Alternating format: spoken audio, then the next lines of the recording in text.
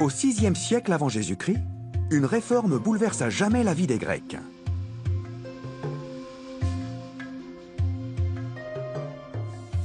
Environ 80 000 Athéniens assistent à une révolution politique. Leur cité-État est en crise. La population se rebelle contre son roi et la classe dirigeante. Elle veut avoir son mot à dire dans les décisions importantes. C'est la naissance de l'Assemblée populaire. Les citoyens d'Athènes peuvent y prendre part, à condition qu'ils soient des hommes libres de plus de 18 ans.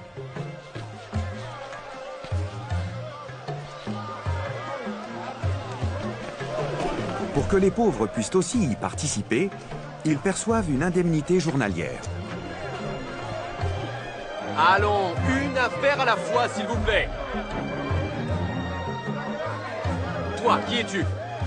Je m'appelle Agapétos. Agapétos. Tu peux monter, viens.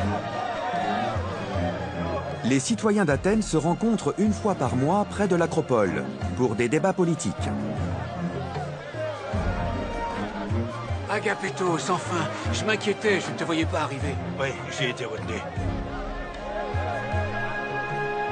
Pour la première fois dans l'histoire, une assemblée populaire se réunit régulièrement. C'est la naissance d'un nouveau système politique, la démocratie.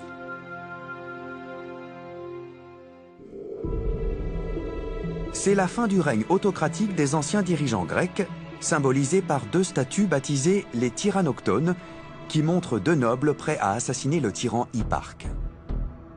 À la même époque, en Égypte et au Moyen-Orient, le pouvoir est toujours aux mains de souverains autoritaires d'essence divine. Dans ces pays, la loi est toujours du côté des dominants. Le peuple n'a aucun droit et doit donner sa vie sur le champ de bataille.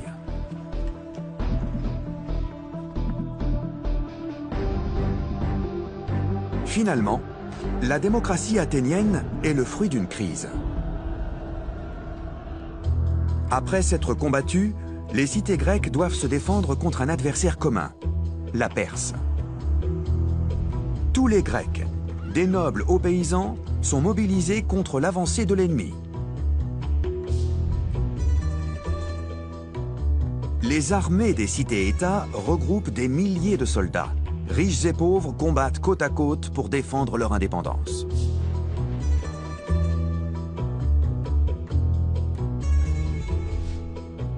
Athènes se dote d'une flotte militaire. Elle a besoin de rameurs et recrute ses marins dans les classes populaires. Quand ils unissent leurs forces, les Grecs sont puissants. Ils battent les Perses lors de 2 batailles décisives. Et cette victoire a des conséquences politiques. Parce qu'ils ont risqué leur vie pour leur pays, les soldats, notamment ceux issus du peuple, exigent davantage de droits.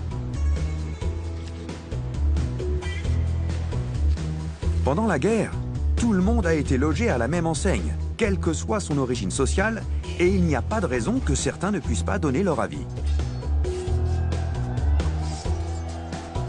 Il leur faudra près de 2 siècles pour obtenir gain de cause. L'expérience collective du combat par les citoyens athéniens et les efforts pour trouver des solutions communes pendant les préparatifs de la guerre ont joué un rôle clé dans l'émergence de la démocratie.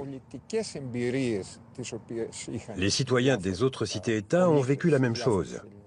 Mais c'est à Athènes que le concept de démocratie est apparu très rapidement. La nouvelle devise est « Le gouvernement par le peuple ». Mais il ne comprend que les hommes. L'opinion des femmes, des mineurs, des esclaves et des étrangers ne compte pas. Ils sont exclus du fonctionnement démocratique. Le cours de la vie politique est avant tout influencé par la noblesse. Les fonctionnaires de second rang viennent de la classe moyenne, les commerçants, les artisans et les paysans les plus riches. Tout en bas de la hiérarchie, il y a les journaliers. Mais tous les citoyens peuvent participer à l'Assemblée du peuple.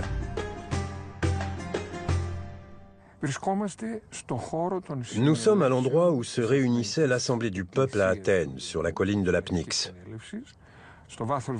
On voit encore les ruines du podium des orateurs.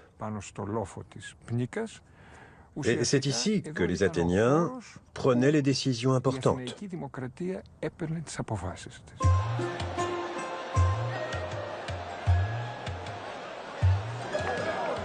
Ça y est, il est là.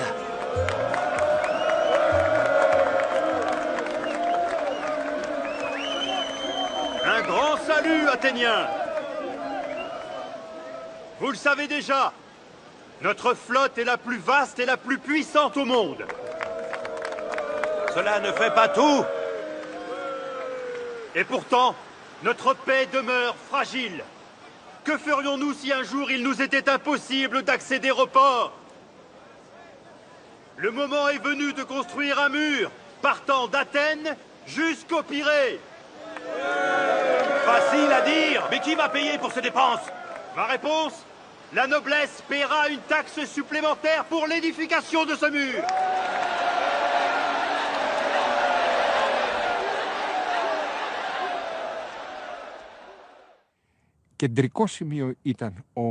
Les orateurs étaient des personnages centraux dans l'Assemblée du peuple. Ils avaient étudié l'art de la rhétorique. On les appelait démagogues parce qu'ils guidaient les gens. À l'origine, le terme était positif. C'est plus tard qu'il est devenu péjoratif. Parce qu'un démagogue pouvait aussi orienter les gens dans la mauvaise direction, dans son propre intérêt, même si c'était mauvais pour le peuple.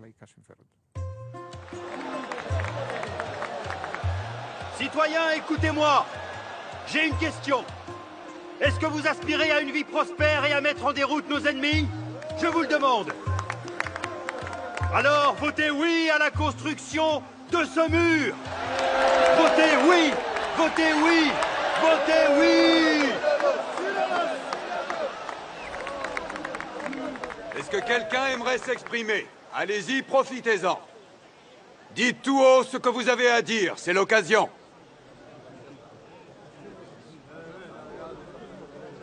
Bon, écoutez, écoutez. Que tous ceux qui s'opposent à l'édification de ce mur lèvent la main.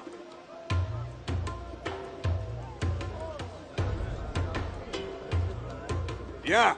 Maintenant, lève la main ceux qui sont pour le mur.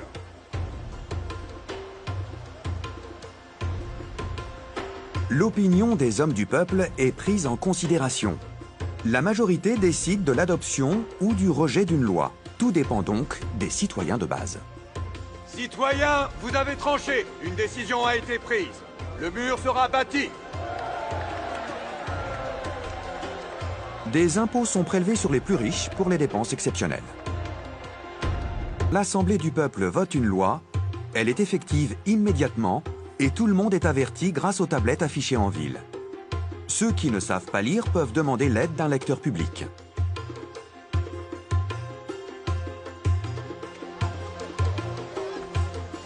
Les postes officiels sont attribués par tirage au sort. Aucune qualification n'est requise pour faire la police sur la place du marché. Mais pour être juge, une bonne réputation est nécessaire.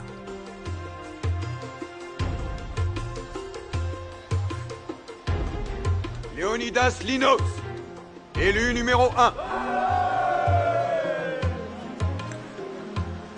Et maintenant le deuxième élu, Grégorios Panakos.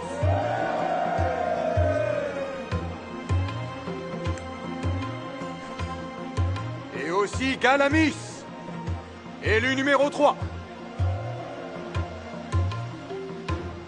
Autre invention grecque, le clérothérion, une machine permettant un tirage au sort. Il y en avait 2 à l'entrée de l'Assemblée. À l'avant, des fentes sont réparties en 5 colonnes qui représentent chacune une lettre de l'alphabet. Et chaque lettre renvoie à un groupe de candidats.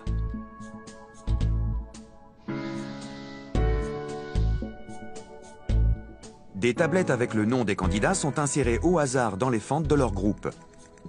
Ensuite, des billes noires ou blanches sont jetées de manière aléatoire et ressortent en bas. Si la première bille est blanche, le premier nom de la colonne est élu. Si elle est noire, il est éliminé. Et puis on passe au nom suivant. Ce système de tirage au sort était l'un des principes de base de la démocratie athénienne. Tous les citoyens avaient les mêmes droits. Et ils devaient donc avoir les mêmes chances d'occuper un poste officiel. Seuls les plus hauts placés, comme le poste de commandant en chef de l'armée, n'étaient pas attribués au hasard. Le clérothérion a aussi été inventé pour éviter la corruption. Il servait à désigner un juge le jour même du procès. Et la personne choisie devait officier immédiatement au tribunal. Donc, il était impossible d'influencer ou d'acheter un juge.